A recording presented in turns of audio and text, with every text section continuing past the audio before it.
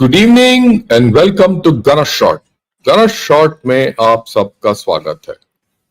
Today's question is, can the PLA fight? Why did I pick this topic up? We all know that PLA is going to be our foremost adversary. They've helped Pakistan and so many other things. We also know that PLA has been one organization which has been which has expanded manifold over a period of time. And we'll go along and we'll get the figures. And we've had a few run-ins with them. But most importantly, you see the performance of the PLA, its equipment, the Chinese, whatever you call it, during Op Sindoor, and also during, the Iran-Israel war. A picture emerges. And the question really comes to my mind is, can the PLA fight? And if it does fight, how will it do so? These are the questions which will agitate every army officer's mind in the Indian Armed Forces. Very logical. But if you analyze what the PLA is, then you know how well they will fight. So that is what we're going to do. And for this, I picked up a RAND analysis, right, which came out in January. I said this in the morning. The analysis is largely theoretical. When I say theoretical, it has some practical bias basis, or right, a researched bias. But when I read it in January, I didn't find that much meaning to what this analyst was saying. So then I read it again about a week back, and a lot of things popped out of that analysis based on what we experienced during Op Sindoor and various other operations. Generally, the way PLA has gone about doing things, and in Israel or Rising Lion. That's when I said, let me do this when it's still fresh in my mind. Right? So here we go. Okay. Now, before I go further, I had a lot of questions from a lot of people and a lot of things that, look, we are not getting notifications for, your videos. And in the morning, I did put it up, and I just want to reiterate. Look, this is just this 1 minute. This is P Guru's channel. You go to channel, any channel for that matter, and in this corner, you find the subscribe button, right here, subscribe. This is where you subscribe. Most of us, when we subscribe, we just subscribe and we are happy if it is subscribed and the thing comes like this with a blank kind of a subscription. If you want notifications, you have to subscribe in a manner this bell turns black. That means you subscribe for all. There are 3 choices you have. You have to subscribe for all. If you subscribe for all, you will get notifications. Just try it once again. If you still don't get notifications, please do let me know. I will take it up with YouTube again, and I'll do it as fast as tomorrow. Right? And and if you want to be sure, unsubscribe from the channel once and resubscribe. So it's as simple as that. Okay. Now here we go. We'll go with this. What is this thing I'm talking of? This is the report. This came in January 2025. It's by a person called Timothy Heath, who's done excellent analysis of the PLA. He's an expert. I mean, I must grant it to him. And we must also grant it that the Americans, who are far more involved with the Chinese, have carried out extensive study about the PLA, unlike us.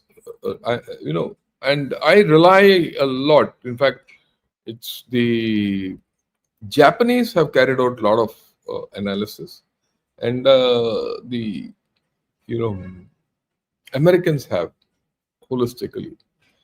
A lot of others like Taiwanese, Filipinos, and all, they are in contact with the PLA, but they have not analyzed them well. So I go a lot into their analysis. Of course, we have to see which part of that analysis is, their own thinking and their own way of analyzing and what suits us. But this is a masterpiece.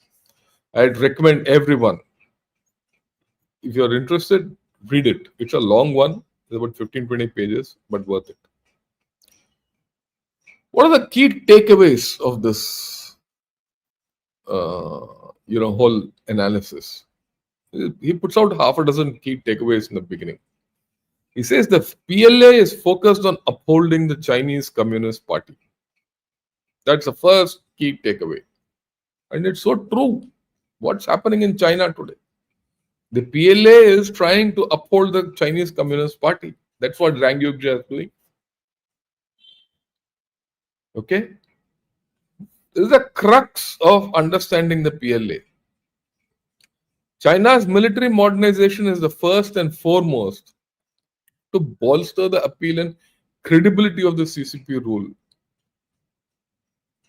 This is something which we need to understand. So all what they're doing fundamentally comes to the fact that the CCP rule has to be sustained. Okay. So if the CCP rule is at any point of time under threat, or if there is a bit of a shake in the CCP structure, the PLA steps in.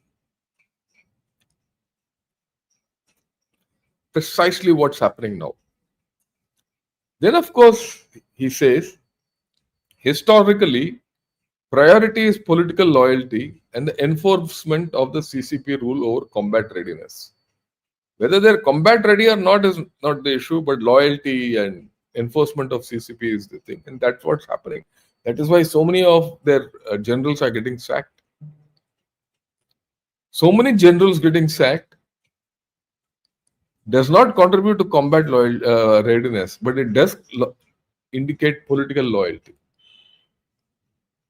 Then further he says, as China declines, PLA's mission of upholding CCP rule will increase and improving combat readiness will decrease. This is something it is playing out. How it will manifest on ground is something which we have to see. China will face strong incentives to favor indirect methods of fighting over large-scale conventional war. How true?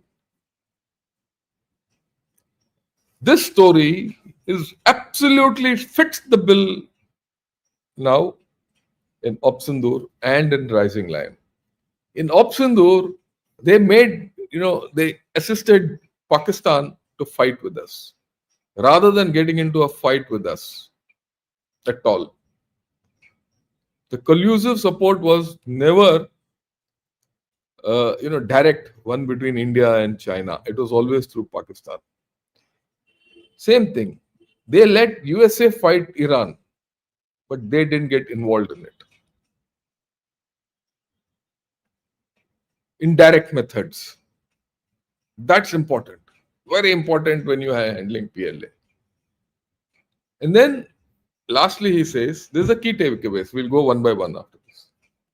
Defense planning should consider a threat framework that elevates a broader array of threats alongside the remote possibility of conventional war with China. Says remote possibility of conventional war with China.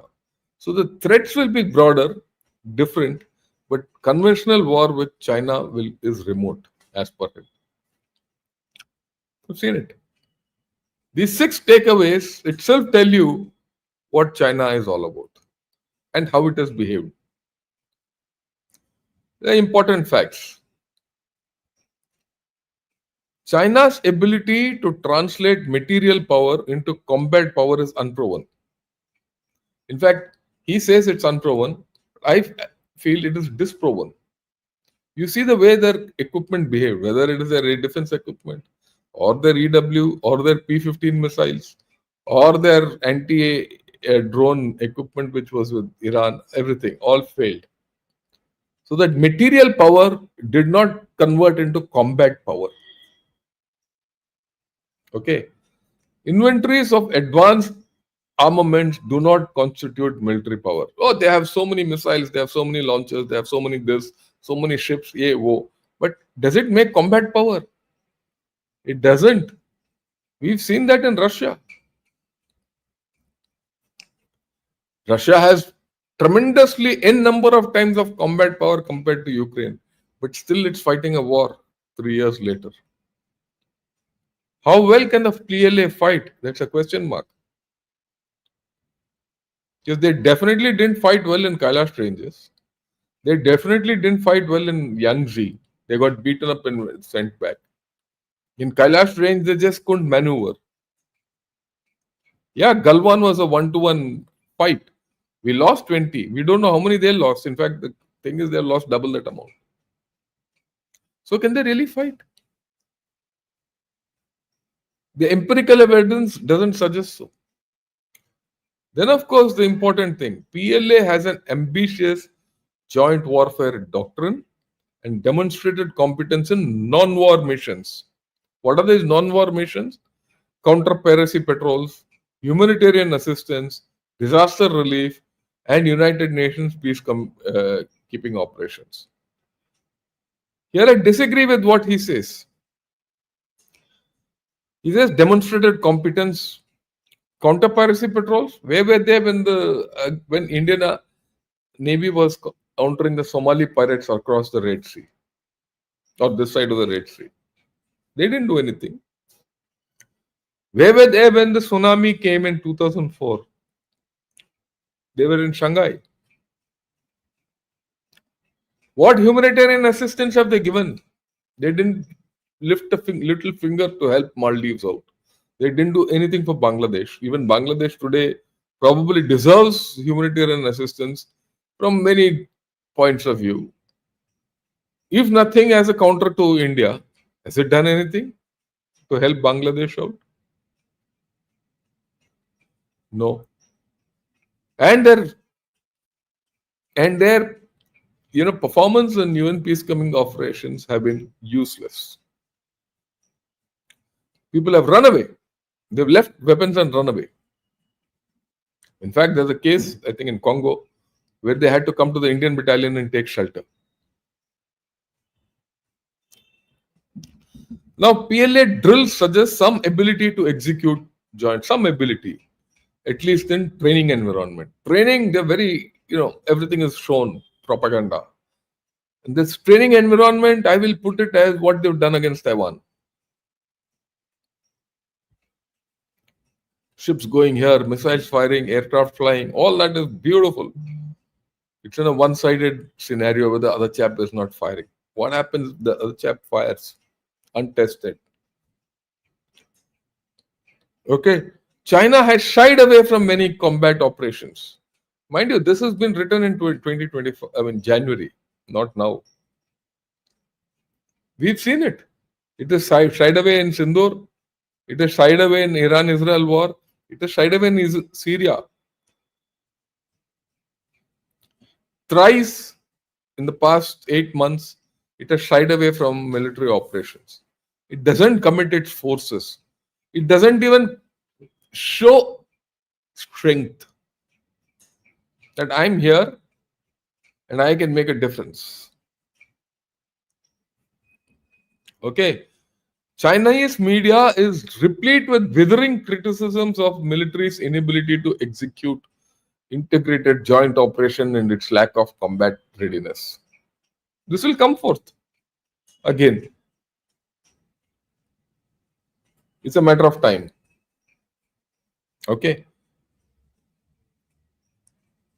What is the purpose of the Chinese military? We have to go back to the first takeaway. It is fundamentally focused on upholding Chinese Communist Party rather than preparing for war. This is a very, very important thing. a military can either prepare for war or it can ensure that everything else is the politically is ready. And this explanation he gives next, which is again very profound. He says militaries are inherently political entities that reflect the priorities and imperatives of the states that they serve.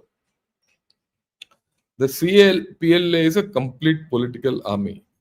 Look, every military is a political entity.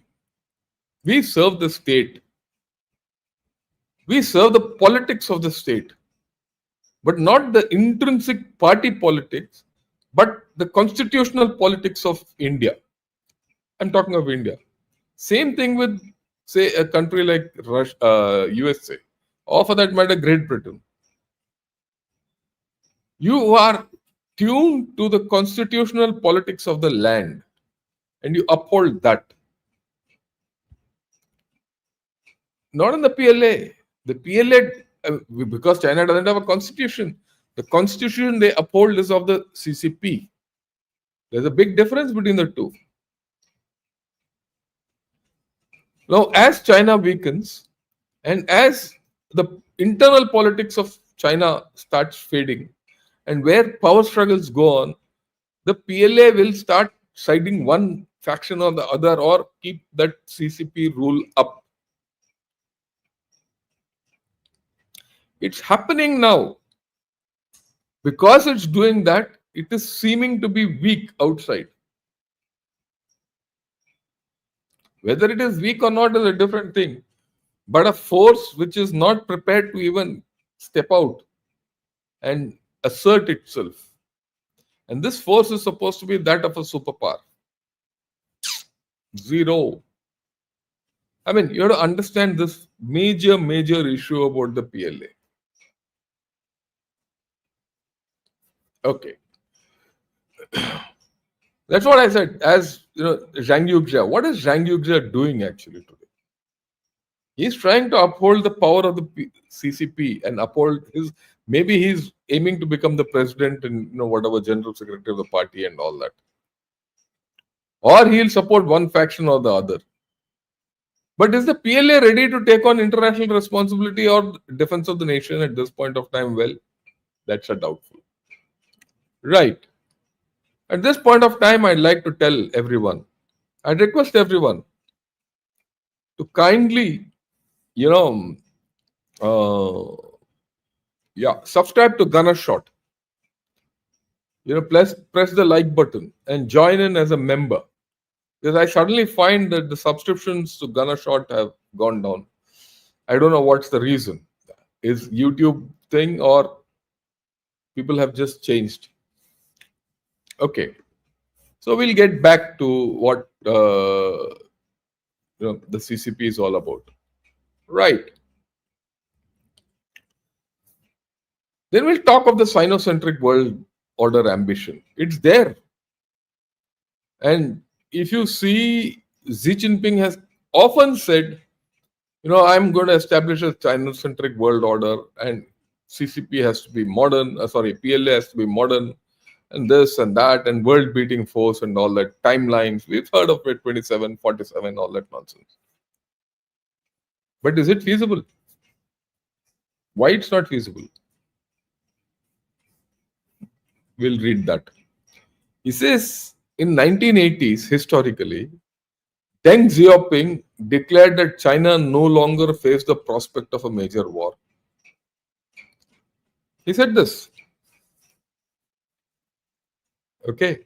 When Mao died and he came back and he became the general secretary and he became the, whatever he was called. So, he says China doesn't have great enemies left. Minor things, India will take care of it. Okay. In the 2019 defense white paper, that was the last defense white paper they brought out was in 2019. After that, for some reason, there's no defense white paper except the security paper which they came out. White paper on security 2 months back, or 1 month back, but which we discussed. Even in that, they have said we face a benign international environment. Now, when your outlook of your national leaders is that, look, we don't have a real threat, wherever, then your structure, your outlook is also like that. You can't be then a army or an air force or armed force which is going to go expeditionary because you're not structured for it. Till 2019, they were not structured for it. They were only structured for some defense. What defense, we don't know. That's never been spelled out. So here is the paradox. The paradox is China feels or felt there's no major threat to it. And the threat it faces was always Xi Jinping has spoken of color revolutions. So that means color revolutions means upholding the CCP rule, which means PLA will be more interested in that than any attack. Have you ever seen one thing which says how China will be attacked? Zero. But it has a very powerful military. Right? Are we clear as to how this powerful military will be deployed abroad?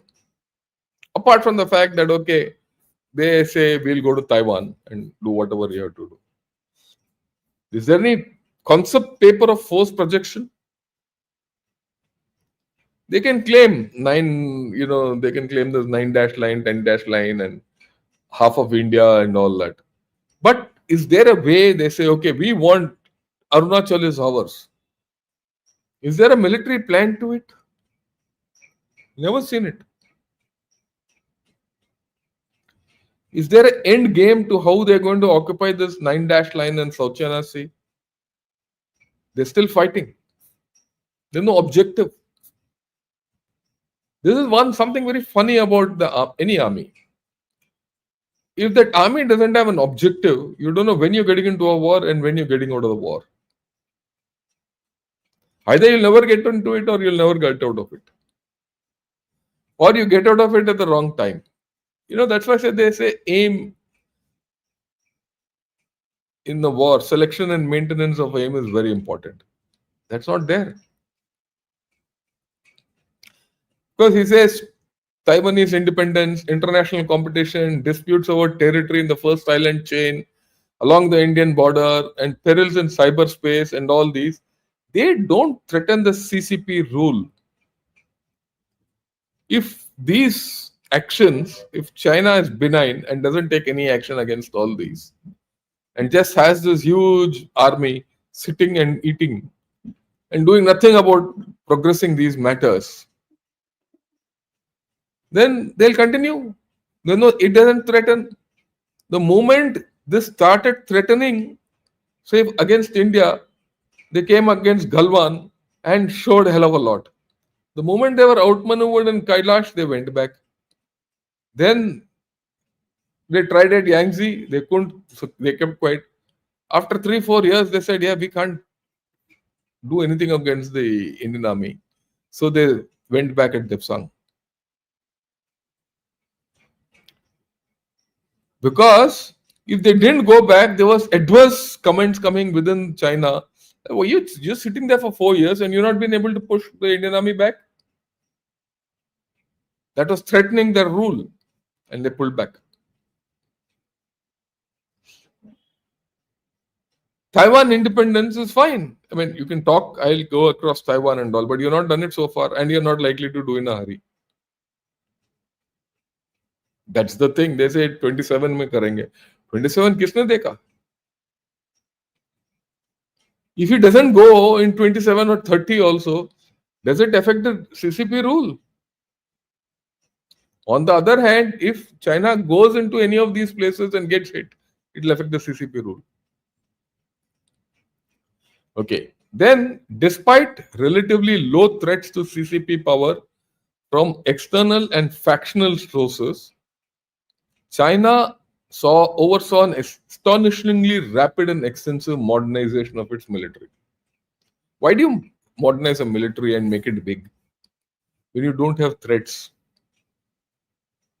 They've never mentioned a threat. You see, any of the doctrines, there's no threat. But yet they made it big. What is it for? To conquer the world? That's what Xi Jinping's idea is. To have the most biggest military in the world by 2047. Modern military. To do what? To do what? Nothing stated.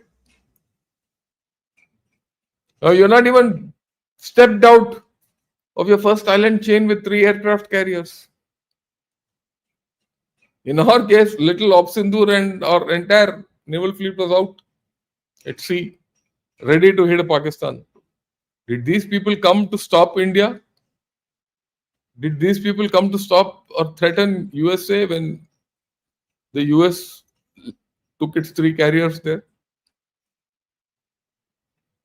Why? They were not prepared to fight. Just not prepared to fight in both cases. When you see it in a theoretical construct, many things come up.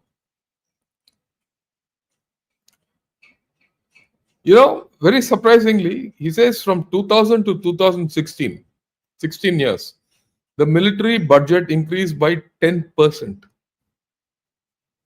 From 2017 onwards, it's 5 to 7% a year. It is not only this military budget, it is also the budget for internal security which has matched. So every year on armed forces, in some manner or other, China has been spending nearly 15 to 20%, yet without a name. You see how this budget has gone from 22 billion, it's gone to 22 billion in 2003, it's gone to 24, it's gone to 231 billion, 10 times more. Obviously, this was supposed to be for a Sinocentric world order. How do you support that Sinocentric world order? USA is very clear, it's got 108 bases all over. In the Middle East, it had 8 to 10 bases. They vacated all the bases, got onto their ships, got onto their aircraft, wherever, and they started flying. And they from Miami, they came and hit Iran and went back. And then the war finished. Affirmative action. US-led global order still rules. If you have a Sinocentric world ambition, you have such a huge PLA, 231 billion is not a joke. And you do nothing except give a 4-point peace proposal which has no value, no one sees it. This is the PLA which can't fight. And he goes on to say PLA's warfighting capacity accelerated after Xi gained power. Now Xi demanded that PLA be combat ready and develop capacity to fight and win wars. He propelled PLA to make war fighting a top priority. But did he do it to make it ready to fight or preserve his own seat? Now the last point, rapid military modernization has coincided with clear evidence that the PLA remained underprepared for war and focused on upholding CCP rule.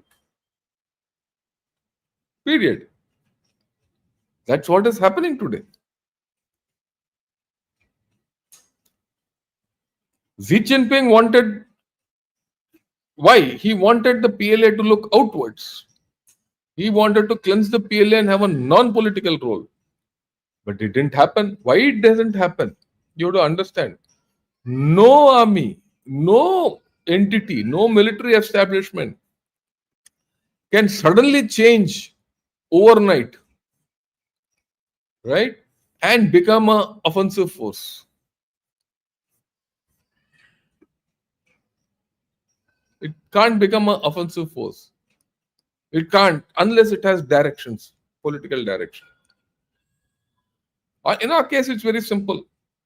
That look, the Indian army is supposed to defend the territorial integrity and sovereignty of the nation. It has to look after its national interests, which extend from the Gulf of Aden to the Malacca Strait. So you are equipping your navy accordingly. Very clear. You are ensuring that your army, air force, everyone, can defend the borders. And if Pakistan misbehaves, you handle Pakistan. If China misbehaves, you handle China. Okay. But what is the aim for the Chinese PLA? Except that vague thing, we will, it has to be modern and, all that. Does it have to protect BRI? Does it have to enforce GSI, the security initiative, or the development initiative, or the civilizational initiative? Because nowhere is PLA there. So there's a diverse from what their political thought processes is and their military thinking. Now let's look at the commanders, the leadership. The PLA commanders have little or no training or experience operating in a joint environment because they've never been so. And operating in a joint environment doesn't come easily. All their battles have been non-joint operations. The last operation they fought was Vietnam. After that, they've not fought a joint operation. We might not have a theater command, but we know how to fight joint. We fought joint. We carried out joint operations in Bangladesh. Very complicated. We carried out joint operations in Kargil. We carried out joint operations in Opsindur. All three. Have we seen the PLA doing one joint operation so far? Except a drill around Taiwan. That too, in the last drill, they used to go out in the morning and come back at night. And their firing which they did was somewhere else. The video was shown to us as if it's being done on Taiwan. And then there's a fact. He said that shortage of commanders and staff qualified for such operations, a lack of understanding of the capabilities, equipment and tactics of the other services, and a lack of advanced technology to enable communication and information sharing among the services is prevalent.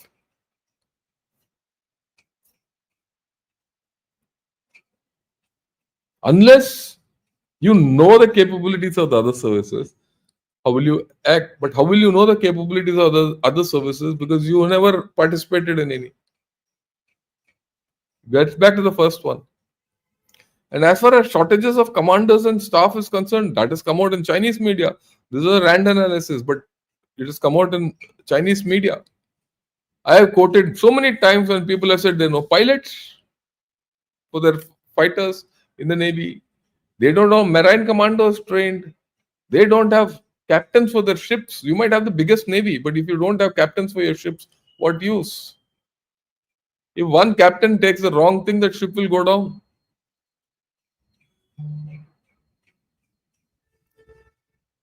So you see that they don't have commanders who are experienced at all levels. Plus, if you have purged over 100 generals in the past 5 to 10 years, and just in the past 6 months you have purged half your Central Military Commission, how can you fight? In the Indian Army, you sack one general. I'm not even talking of Air Force and Navy. Just the Indian Army sack one general and the army will get shaken up. Thereafter, every general will say, yeah, why should I fight? How do I fight? Okay. He says, why should I take risk? Here, every day a general is getting sacked as if he's a bloody potato.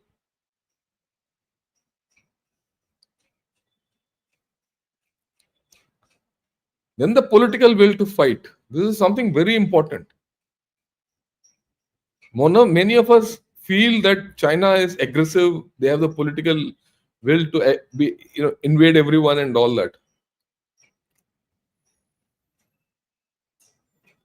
This is where we have to start rethinking. Chinese leaders have shown little interest in starting a war.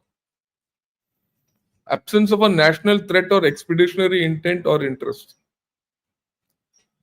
The, Only Xi Jinping tried it with India in Galwan, and then after that they have gone back. After that, they have not tried to start a war. In these two operations, they have been on the sidelines. They have not taken one step politically. Even politically, they have not taken a step, which can even be remotely considered as militaristic. The political will to fight is almost missing. For whatever reason. Because unless there's a political will to fight, it does not signal war preparation. Just by going and say you prepare for war, it doesn't mean they'll prepare for war.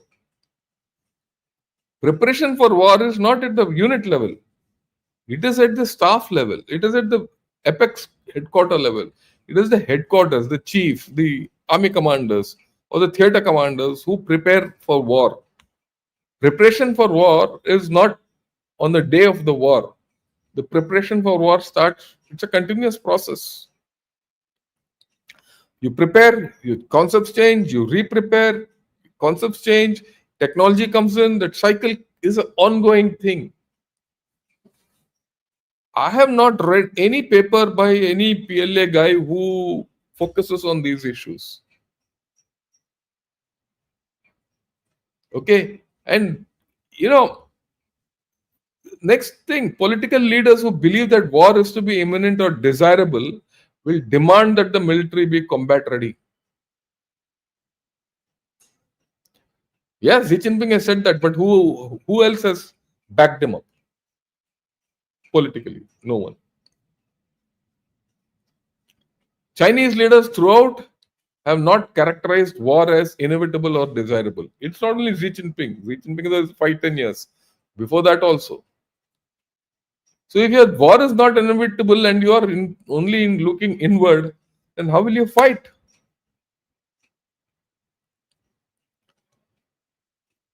And this is very clear. Chinese leaders have told media not to dwell on the possibility of major war as a possible means of building awareness and support for such a war.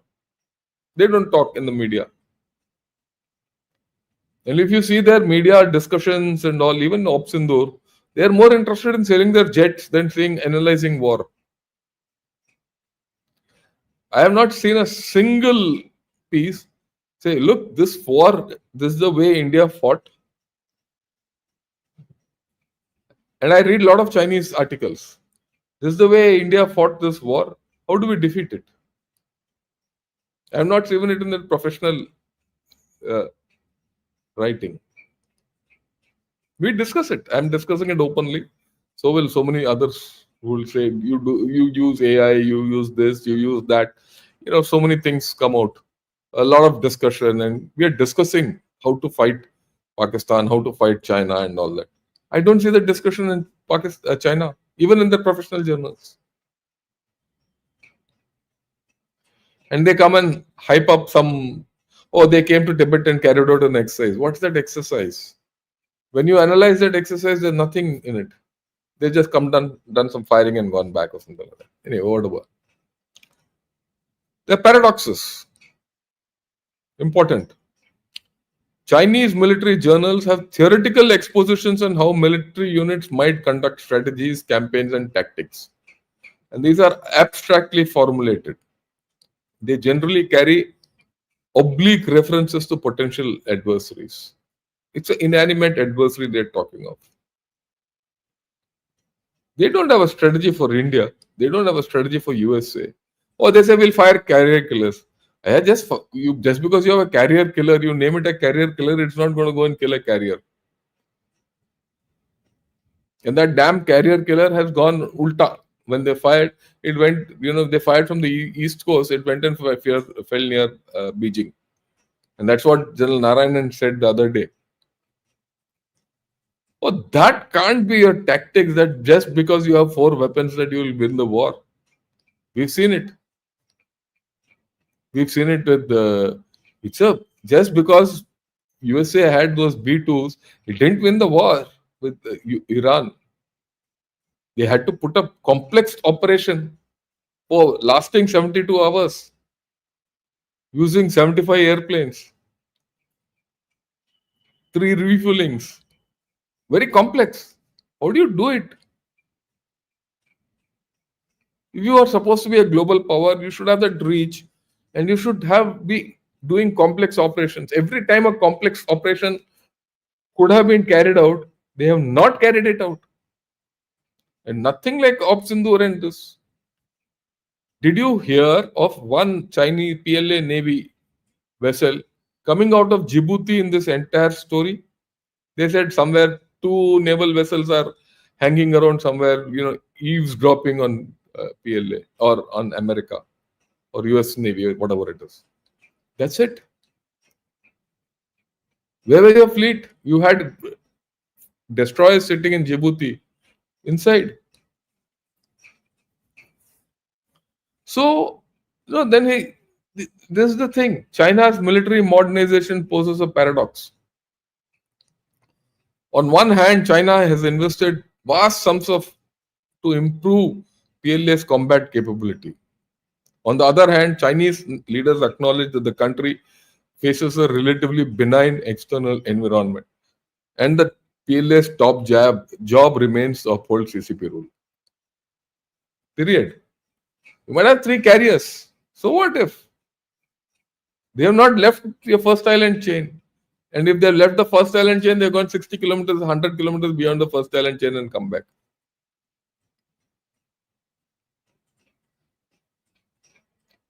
You don't have an aim to exercise. You will never exercise it.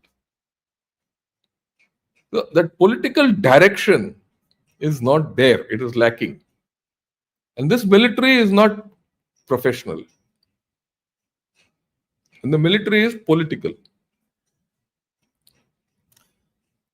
This is very interesting.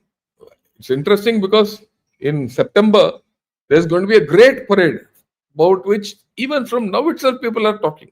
Oh, we're going to have a great parade. We're going to have a great parade. China will showcase everything. PLA is a prize to be showcased as per the Chinese thinking. And he's right. Already the hype is starting about that PLA parade. You'll see that PLA parade. And when it comes, I will again talk of this and that at that time in September. Wait. The PLA hypes patriotic favor, national pride, and defense of the country's interests through deterrence, parades, drills, and exercises through lavish coverage in Chinese media. That's happening. Every time you see the chap marching like this, they're very smart, everything is tickety boo. Yeah, that doesn't work in war. In war, you saw Kailash Range. Again, I go back to Kailash Range operation. They were outmaneuvered and they didn't know what to do. Why they not practiced it in mountains? And they're not, even now, I don't think they've done it. Now, showcasing modernization achievements in China's technological prowess, such as fielding of aircraft carriers, stealth aircraft, and other technological wonders, also helps nationalistic, patriotic enthusiasm. It's there. If you go into Guancha and Xinhua and all these People's Daily and all, this is rampant. Oh, we have the latest technology. India can't match us. Even today, there is an article by some chap called Mao KG. He says, India's weapons and all are not that good. China's are technologically much better. Oh, bhai, Pakistan ka kya hoga? Your technology, what happened to that? You can say you have better technology. Has it been proven in battle?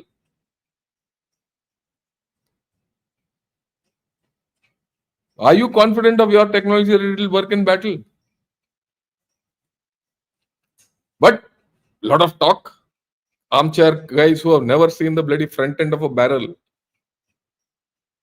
will talk, I have better this thing. And they said, if you remember, before Op Sindoor, I did come out with this thing that there were a couple of articles which said, look, our technology is better with Pakistan, and Pakistan will win and India will lose.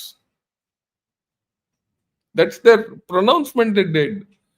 So what is happening now? Brazil says, please give me your Akash Tir, please give me your weapons. Ye wo. Philippines wants. Everyone is lining up. Which we'll talk tomorrow.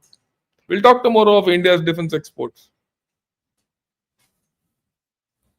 No one is talking of Chinese defense exports, no? Is anyone ready to buy Chinese weapons? Even Pakistan has problems about it.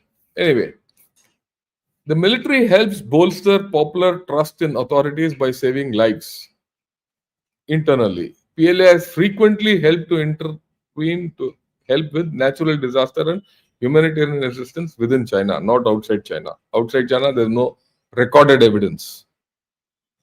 Within China, yes, that's it.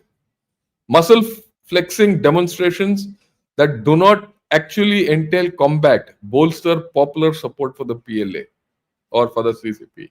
They do Taiwan drills. They go, oh, we'll go around punishment drills, this, that, ADIC. 20 planes came and crossed the middle line and median line and all that. Oh, big news.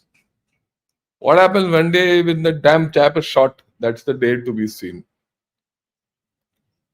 Right? Yeah, they have an uncompromising position and they take coercive actions in disputes. In first island chain, India, all that. They're all fine till they're called out. It boosts confidence. Oh, we'll do this against Philippines. Philippines problem in that all those shoals are going on for the past 2 years. Nothing has happened. The Filipinos are still coming with nothing. They have zero in terms of capability compared to China. Yet those chaps are doing what they have to do in all these Second Thomas Shoal and new Sabina Shoal and all that. And then military diplomacy contributes to the party's prestige through highly publicized engagements, port visits, humanitarian assistance, senior leader visits, multilateral training events. They'll come here, do it one with Iran and Pakistan. They'll do with Russia. These training events have value, very limited value. Even in that, they have gone useless. They went and participated in a tank exercise, tank biathlon in Russia, where the really tank sprocket came off, which I showed. Their equipment failed miserably. And then they say, look, you keep the military in training. Training for combat discourages the military from getting involved in domestic politics. Okay, by military, go keep him aside. And preparation for combat also helps maintain discipline and control corruption. So the whole story of corruption, training is not for training for purpose to achieve a task, carry out a particular operation, or aim. No, it is to keep these chaps busy so that they are doing training, discipline, and all, and they don't do coups. It's coming apart. And then there's a 3-tier political control. This is very interesting. And this system actually controls how good or bad, or rather how useless their capability is. They have a political commissar. He's a specialist in politics and ideology. He shares equal command authority. We know that with a unit commander. Now, there's a division of command. 2 commanders for 1 unit. How will it work? There are reports in the Chinese media where operational competence of the political commissar has come into question often. So that's the first tier of command. At the unit, there are 2 chaps. And then they have party committees. And this is a second element of political control. The party committees are there right from the Central Military Commission down to platoon level. So whenever anything happens, this party committee is called. Collectively, everyone is taken. First, the unit commander and the commissar will talk. Then the party committee is called. And then there's some, discussion in that. So then some consensual thing will come. So that no one takes a decision. It's all distributed decision making. And this includes combat and non-combat operations. Very simple. In the Indian Army, many times my commanding officers have rang me up, or I, As a battery commander, I have rung up my CO and said, "Sir, what do I do now?" And he says, "Son, do this, do that." When I became a commanding officer, my OP officer once rang me up from some, "So I'm stuck here. I need this help. Done. You do this, this, this. No party committee and all. Nothing party baji. Command decision. Period." Oh, I had a case during Op Vijay, an officer who couldn't walk because he had a bad knee. Very simple. He said, "Sir, but I don't want to get out of Op Vijay." I said, "That's the spirit. Because I want to fight this battle. That's the spirit. You can't walk, but you want to fight. Great." So I made him my anchor OP. You go up, somehow reach that place, give you communication, equip you, because someone had to be there. And a fit guy, I sent him elsewhere. Get to go infiltrate behind. And this guy was there controlling fire. That is decision making. They don't have that. And they have political work departments at all command levels. So that political work department, what does it do? It does propaganda, esprit de corps, indoctrination, and all that. Personal management, culture, security. Oh, yeah, that's the response. In the unit, there's only one guy who does all this. That's the commanding officer. Here you have a political commissar, you have one party committee, you have a public work department. I don't know how they fight. That's why they can't fight. These are the two kinds of militaries he's talking of. Have a look at it fully for 1 minute.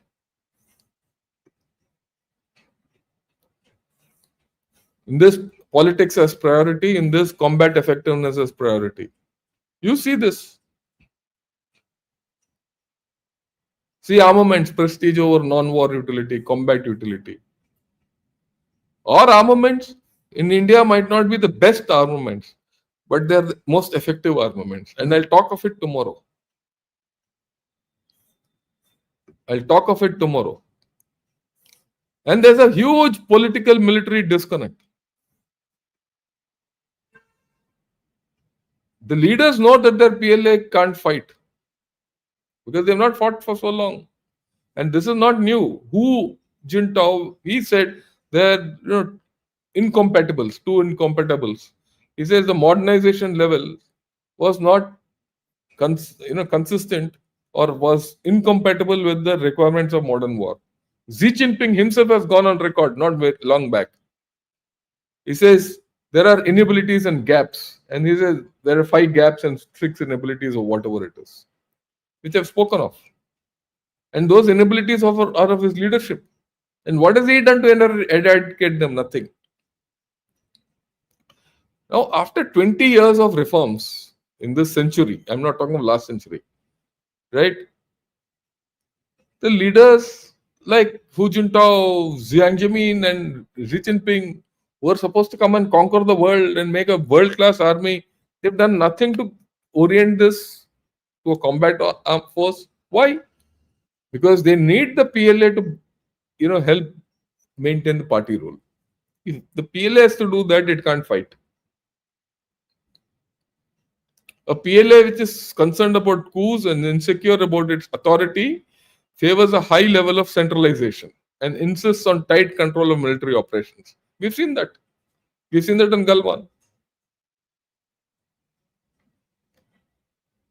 PLA organization is optimized for political control, not combat control.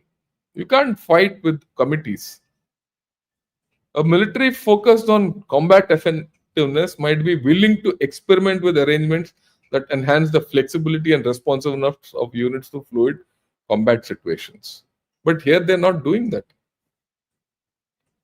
Chinese sources, he says in this analysis, admit that they lack competent joint commanders, express uncertainty about how to train personnel to fight as a joint force, and acknowledge that the military reforms remain incomplete.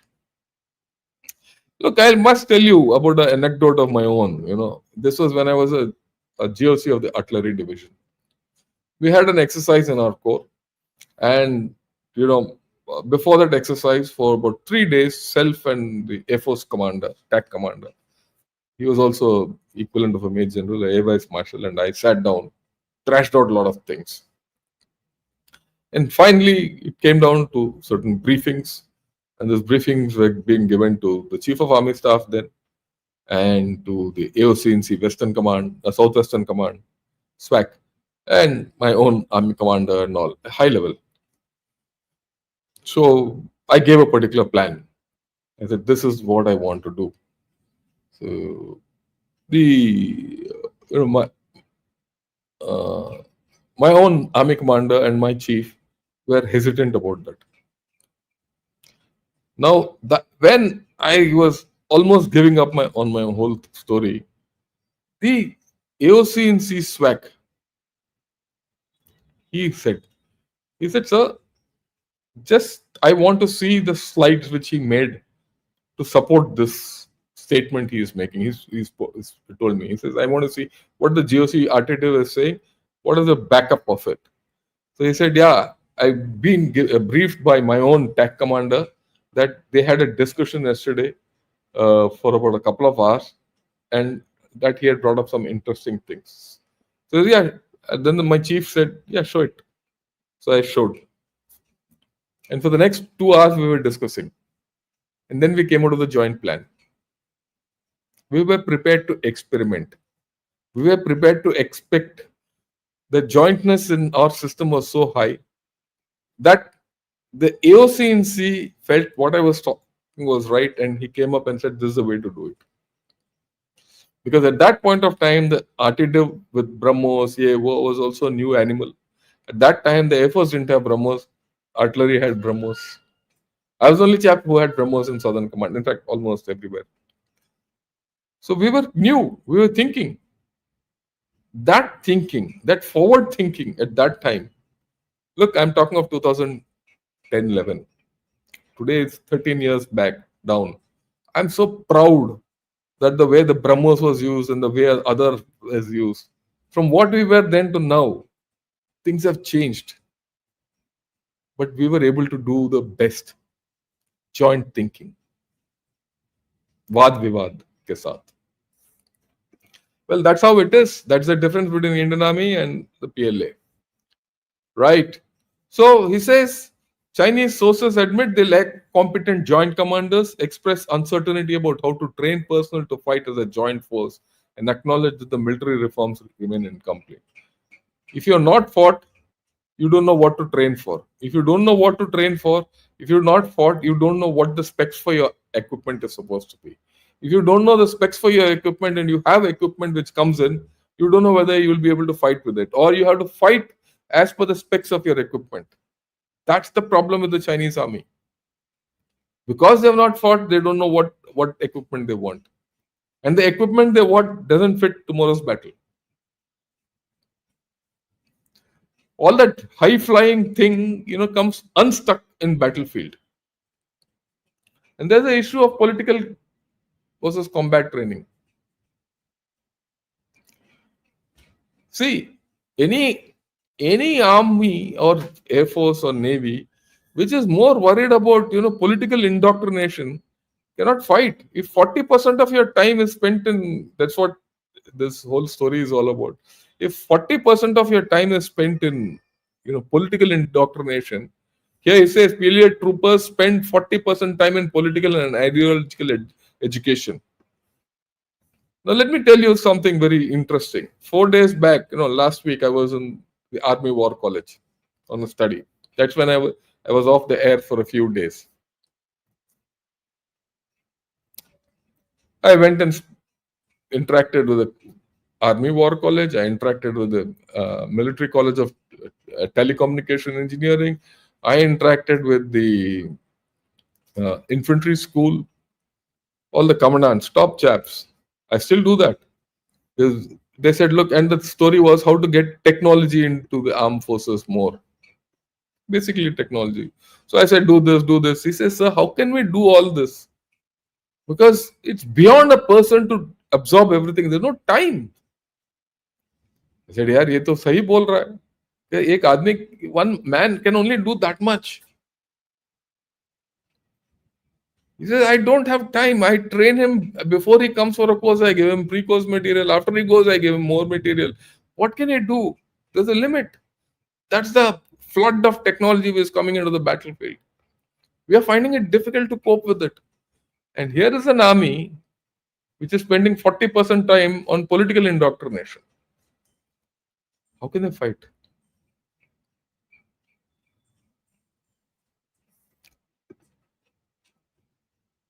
War avoidance. They have refrained from fighting right from 79. They avoid war. They'll not fight. They've avoided war along with us also. They've avoided war. Now they completely avoided war in Op Sindoor and Rising Lion. Right? That's what he says. They left BRI to its own. Whether BRI will work or not, we don't know. What will happen? How will the BRI be protected? They didn't do anything. War avoidance is the order of the day. And their weapons are for prestige. Oh, I have this, I have that. War is not between two weapon systems. War is between two armies, two nations. See, he says a political military favors prestige weapons and weapons with advanced technology to build national pride. We don't do that. They do that. That's why many of you chaps say, sir, China has this, China has that. China has it. What will it do with it? Nothing. Because it's not that. It's something else. A military focused on combat preparations prioritizes prestige weapons less and building ample inventories of weapons and equipment for anticipated combat operations more. That's what we've done. Okay. And very importantly, such a military is also less beholden to interest groups that might demand the production of weapons and equipment for patronage rather than military purposes. Money. So if I have to make a military aircraft carrier, which is more important for prestige than for actual working, there's money involved, patronage involved, weapons for prestige. Okay, that's what he also says in this analysis. Capabilities such as China's counter-intervention system of missile, ships, and aircraft serve deterrence purpose, but could be useful in combat. We don't know whether it will be. Other capabilities such as aircraft carriers have less utility for combat against such adversaries as USA and Taiwan, right? But could be useful for prestige and non-war operations. What's the use of an aircraft carrier for Taiwan? Taiwan is just 200 kilometers away. You don't need an aircraft carrier to take over Taiwan. But can you handle USA? Go out and handle USA with your aircraft carrier, you get smattered. You don't have the capability. Why does China have? China wants to do force projection. Where? There's no bases. You don't have a base. So where will the aircraft carrier come and sit in the Indian Ocean? Economy. Very important. He says, as China's economic situation deteriorates, a desperate Chinese leadership might risk major war to seize Taiwan. Externalizing. Right. And then he says, very importantly, China does appear to have entered a trajectory of decline from which it is unlikely to recover. The effect of China's decline will further weaken the PLA. This is happening today. This was written 6 months back. Today the PLA is far more weaker than when this man wrote this. Today morning I spoke to you how weak China is becoming.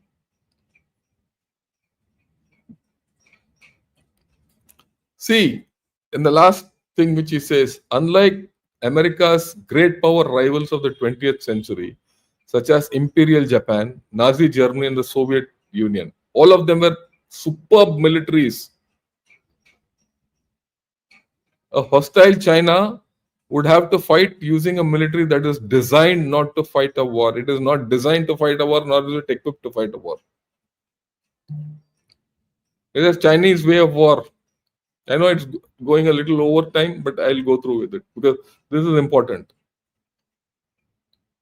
Yes, China has other options that are better suited to its political and military liabilities. One option would be to arm and equip US rivals and enemies, including Iran, North Korea, Russia, and non-violent non-state actors. Precisely what China has done now. He's not spoken of Pakistan, but Pakistan is well on the cards here. Then four PLA forces would play a relatively modest role, primarily as trainers and providers of technical support. Isn't that what PLA has done now in Op Sindoor? They came to train Pakistan army and technical support they gave, which failed. So as China's internal problems worsen, the country will likely face growing incentives to favor indirect methods of contending with the US military in the event tensions escalate into hostilities. Very important. Look, this is speaking in the context of US military, but you just transport US military to Indian military. China will be more indirect. After this experience, even more indirect. And that is what you are seeing. He is more likely to help Pakistan. But then the Pakistan, USA, China, that's a different situation. Let's see how it plays out. China will now instigate Bangladesh. And he started that. We spoke of it yesterday. So the Chinese way of war is something we have to understand. It's not going to be direct, it's going to be indirect. And I've spoken of this indirect war long back with P Gurus. Have a look. Just put indirect war, go to Gunnershot, put indirect war and type. You will get one video of about China, which I did with Mr. Sri Iyer. If you want, I'll replay it tomorrow. So this is it. This is what I wanted to say. The PLA is a beautiful paper tiger.